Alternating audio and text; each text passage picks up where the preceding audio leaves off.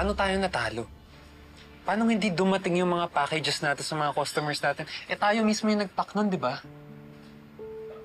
Tatawagan ko yung courier. Alamin natin.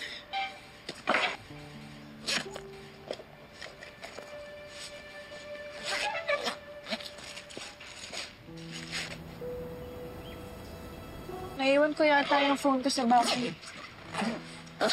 Kahit naman tawagin natin yung courier, kung ano lang talaga yung na-receive din ng packages, yun ang din yung madideliver nila eh.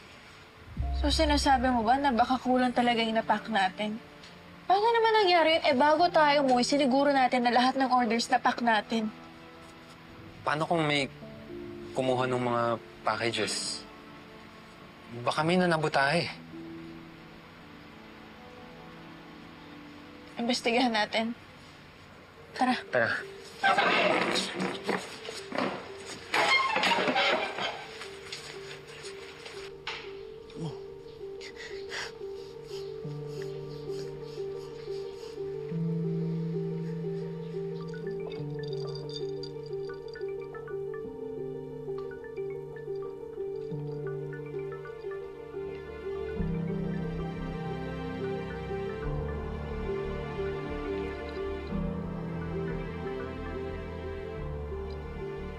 Kaya mo sagutin, anak.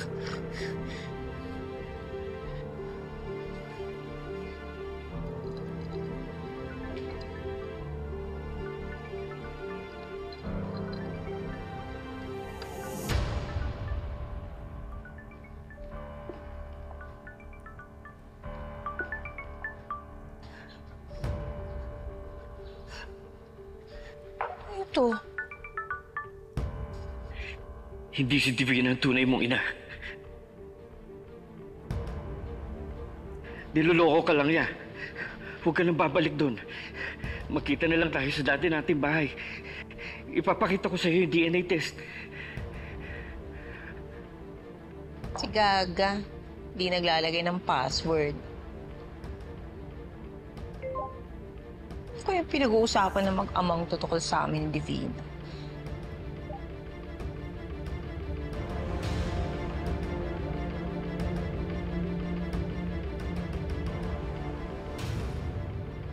OMG!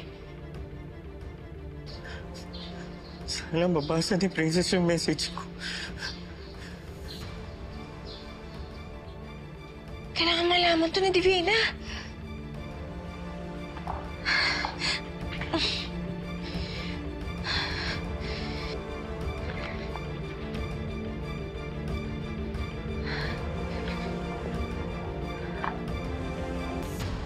This is it. Magsisimula ng preliminary hearing ng annulment ni Raymond. Ready ka na ba? May iwan muna kita dito. May kakausapin lang sa loob.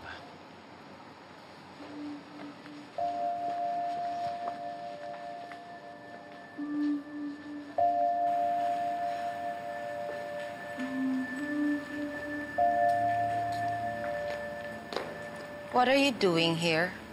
Siyempre, nandito ako para supportahan si Raymond. At masiguro na mairaraos ng maayos ang katapusan ng kasal mo. Oh, wait. No, hindi pala katapusan. Simula ng pagkawalang visa ng kasal niyo. Yan ang annulment, diba? Ibig sabihin nun, hindi nag-exist ang kasal ninyo. Ginugel ko. Wow. I'm truly enlightened. Sana ginugil mo rin yung illicit affairs. Yung pakikiapid sa may asawa. Ibig sabihin nun, mistress. Hindi ako natatamaan dahil mas nauna ako kay Raymond. Hindi ka ang tunay na mahal. Ako yung pinakasalan. Kahit anong gawin mo, panakip butas ka lang. Hindi ako papatol sa katsipan mo. Bakit hindi? Hindi ka ba cheap? Mas mababa ka ba sa babaeng mababa ang lipad? At least yun, tinatrying lumipad. Ikaw, nalulunod sa putik ng kasalanan. Hindi kayang umahon. Ang sarap paduguin ng nguso mo. Pero, hindi kita papatulan. Dahil hindi ako pumapatol sa mga talunan. At ikaw yun. Divina, Yes, baby. I think you left it in the car. Kanina pa may tumatawag sa'yo. Okay lang yun. Mas importante ang araw na to. What is she doing here? Charlene, please. Miss, alam niyo po ba kung ano nangyari sa packages namin? Ay, hindi ko po alam, ma'am. Pero kahapon po yung nagliligpit po kami. May bumalik po na babae.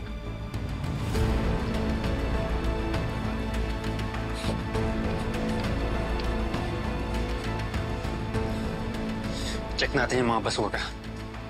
Tara.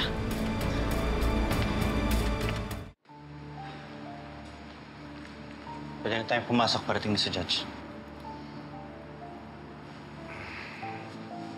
Manos na tayo. Si Adrian, lawyer ko. Itong babaeng to, ano to? Anong gagawin niya dito? Ha? Scorer? Watcher? Accessory to the crime ng infidelity? Ganyan talaga mga Peter. Madaldal. Let's just get this over with ng maayos at peacefully, okay? Nasaan ang lawyer mo? Parating siya.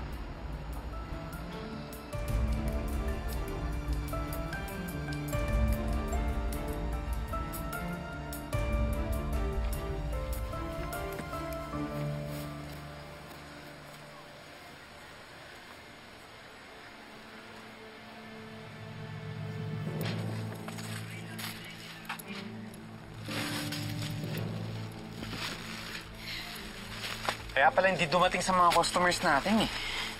May nanira at nagtapon. Justin, isa lang pwede gumawa nito. Napakawalang ya talaga ni Libby. Lahat gagawin niya para manalo. Para makuha lahat sa akin.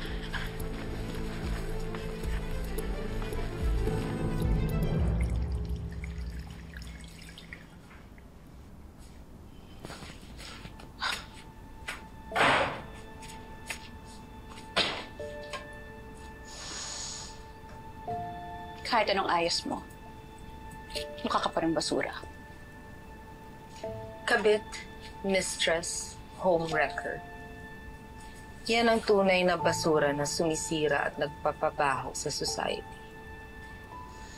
Ang sinasabi ko, hindi mo na kailangan magpaganda. Dahil may nanalo na. Oras na maalalang kasal niya ni Raymond, magpropose siya sa akin.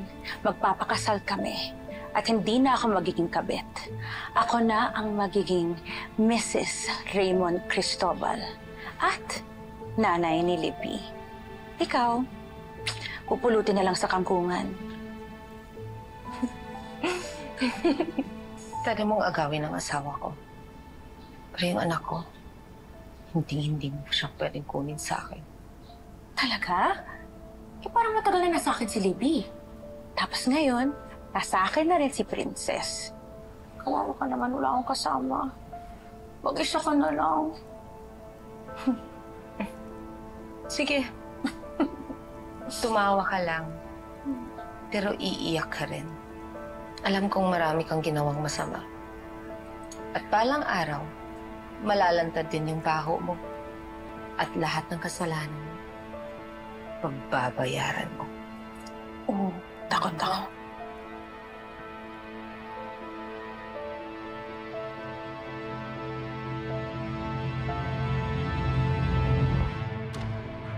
Hindi pa rin nagre-reply si Princess.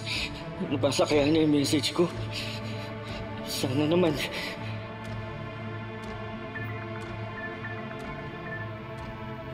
Wala ka bang balak sagutin yan?